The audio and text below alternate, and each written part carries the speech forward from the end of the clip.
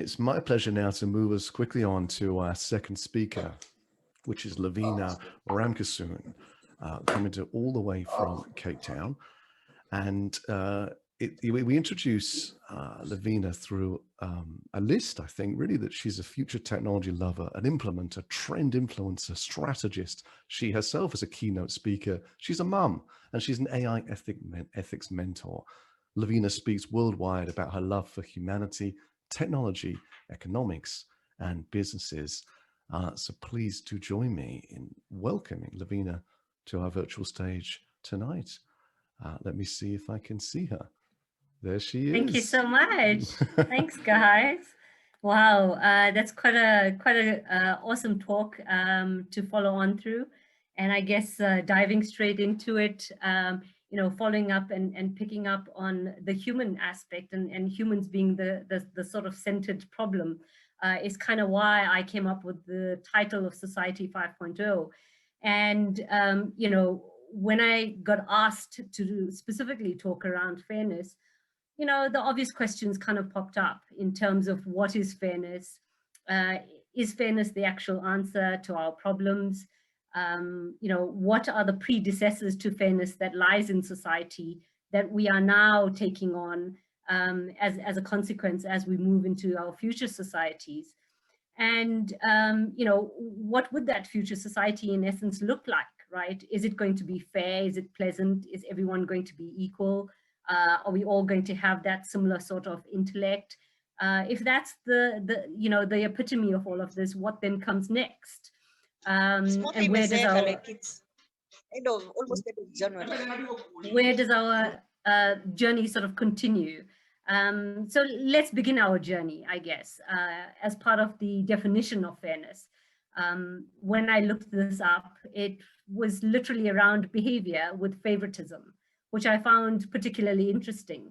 Another sort of definition came across as being impartial, but the most interesting thing was the opposite words of fairness. And that opposite words for fairness was quite shocking to me, because words like disregard, disrespect, immortality, inequality, unfairness, deception were kind of the key words that popped out. And, that's quite a contrary sort of journey to take ourselves onto, right? So let's just look at where we have been, where we are, and where we sort of headed to. So I thought, what better place to start than from learning where we began in Society 1.0. And Society 1.0 was literally called the Hunting Society. This was the coexistence with nature. Society 2, 3, 4, and then 5, literally where we are. But I guess for me, I sat back and reflected upon what was the actual lessons for society that we needed to then unpack or learn or carry through from each society into the next. So for Society 1.0, was it perhaps for us to exist really in balance with nature? Society 2, was it to nurture? Society 3, perhaps it was to be more mindful. And Society 4, I think, is where we're all at in terms of wanting to be connected to everyone. And Society 5, for me, seems a bit far-fetched in terms of, having this definition of having smarter people, right? Or a smarter society. What does that truly mean? Or, what are the implications thereof? So let us pause and then start understanding what do we actually need to transition between these phases? Because I firmly believe that we're in between a Society 4 and 5 at the moment. What algorithm is best going to then serve us as humanity? So if we look at this big worldwide sort of a scenario we find ourselves in, especially because of the pandemic, it's more and more the physical space and then the cyberspace. And the cyberspace has been one that we've been merging more and more into, right? Purely because we can't travel or because of certain limitations. And obviously the most obvious being the pandemic. So, how do we then find ourselves a balance in between these two worlds, and what's actually then needed? On top of all of this, we find ourselves in this conundrum of an overexplosion of information, right? Information and technology is expanding like literally per second.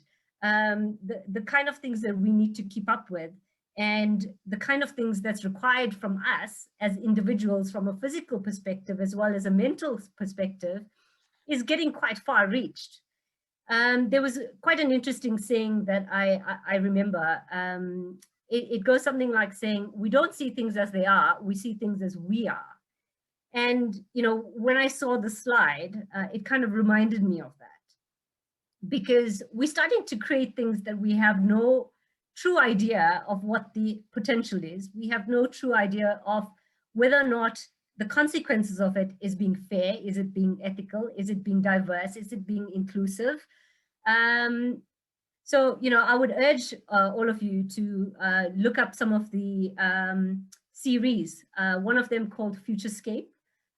It's a bit of an old one, but it really talks a lot around the real life issues of what our future societies will look like. I think in the first episode, there's a scene where a humanoid literally is walking up to a voting station, and humans are outside protesting because, one of the big banners or sort of badges that was there was, if you have no soul, you have no right to vote. I mean, these are kind of some fundamental questions that we are sitting with as a society. And are we actually doing enough to actually unpack them? The answer from my perspective is no. I don't think there's enough conversations around them. I don't think there's enough actions that we're, sort of following through either. So it's quite a conundrum that we sit in. But if we look at our sort of timeline for AI, since this is kind of what we baselining ourselves against, there's a few sort of key use cases that stick out for me. One is during 1966 to 1997, we've had such a large sort of dead period within AI. And, that in itself is an intriguing facet, because I don't believe that there's that kind of dead period that could have existed. It needed to be warranted by something, right? And we probably need to understand that a little bit, because I think it will help us to understand where we're going to next. Some of the other things that came about was a chatbot that was literally done for putting out fake news, right? And into social media. And that then spawned a whole new ethical sort of regime amongst us, which didn't have any good consequences. I mean, we've seen the likes of the most recent examples as WhatsApp and their sort of privacy policies, and the firing and hiring of certain staff members, and monitoring of citizens. So all of these kind of fit into how we're shaping ourselves in totality as a society, but at the same line, we're also shaping technology along with us as we're doing this. And I think for us, that's probably the most key thing that we could do. So, we shouldn't really take this lightly at all. I guess if we go into our future a little bit, there's three things that kind of stood out for me in this around fair and ethical sort of scenarios. And one is definitely around ingestible robots. And, that in itself speaks volumes in terms of, are you willing to do it? How far are you willing to go as a person versus a society versus a community? And these are questions, I think are important. Does an individual right override that of a community or that of a country? Smart clothing that can track, trace, do everything, keep you warm, control everything of your physical body. I mean, is that the next level of sort of empowerment we want to be able to pass away. Another interesting one is obviously around genetic manipulation. And, you know, there's really some interesting work that's going on there. And I guess for me, there's been some 4 A's that kind of resonate for me when I saw this. And one is, how much more can we absorb? How much more can we then adapt? How much more can we advise people? And how much more can we advance, and at what cost? So if we dive a little bit into the psychology bit, you know, this is definitely an area for me, as per John, that I find quite interesting and speaks quite close to me. So if you guys are up for a game, I don't know if you are. So let's do this. So the first kind of question that I have is, if there were no barriers, what would you create? How would you create it? And what impact would it have? So I don't know if anyone wants to put some sort of suggestions out onto the box.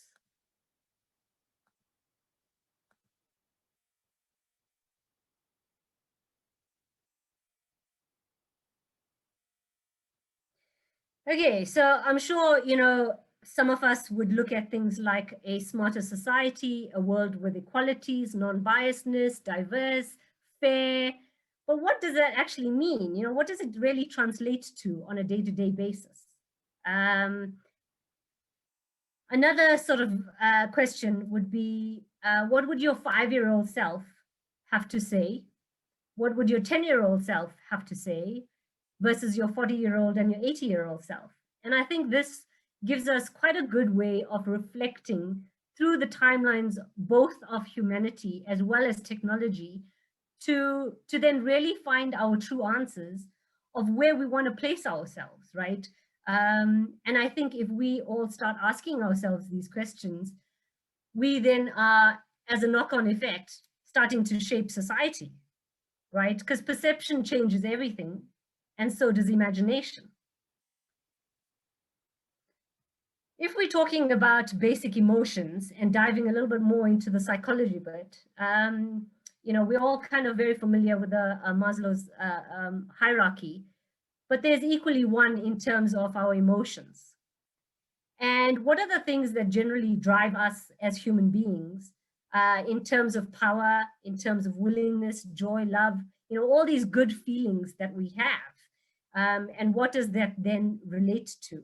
So I think this, for me, was just to give you guys a basic idea around our levels of consciousness as well as our emotions on some level.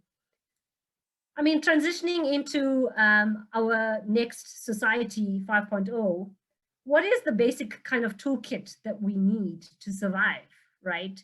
What are the critical things that you would take along with you transitioning between these phases? So for me, I would definitely put in ethics, not because I'm an AI ethics mentor, not at all.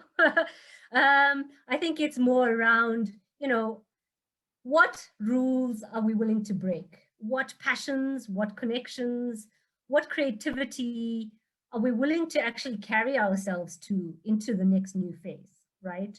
And that can come in many various ways, in many various shapes.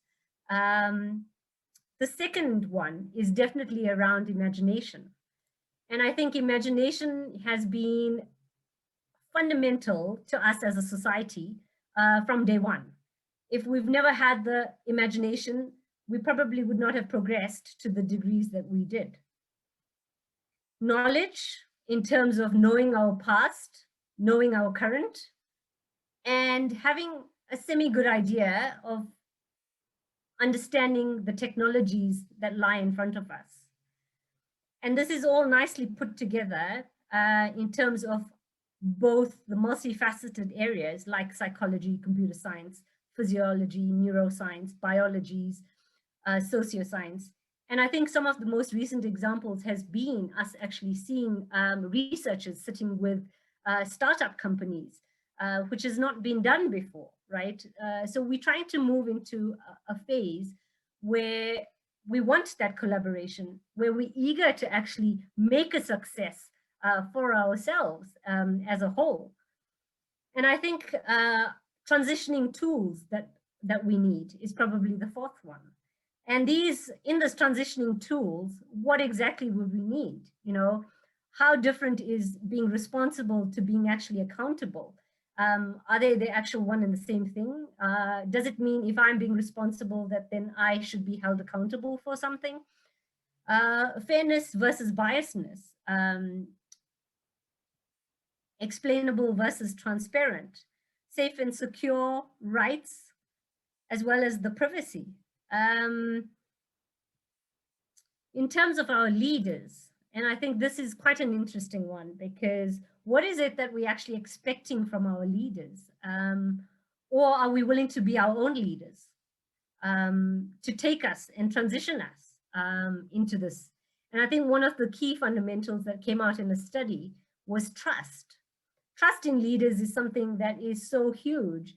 It also reminds me of a research article, I think written by Gartner, around are the leaders of today willing to handle, and are they actually physically equipped to handle robotic staff? And I think there was 25% of them saying, yes, possibly. You know, it wasn't even a definite yes. So even the leaders that we have at the moment, are we actually doing enough around them, right? And these things are literally what used to exist. So leaders were traditionally known as to have the trust, the control, the equity, and the power. But what exactly do we then need? So yes, trust obviously needs to stay, but I think control needs to then change into being very transparent. Equity needs to then change into being fair, and power needs to shift into being diverse. All of these baselined against people, technology, and our value pillars. So our value pillars is something that we've touched on just a little bit earlier. I guess some of the other key interesting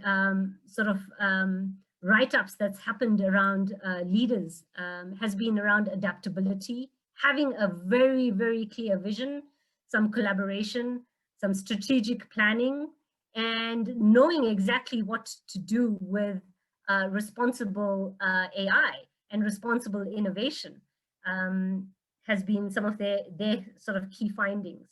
So I guess, you know, to wrap up, it's been, are we actually ready as a person?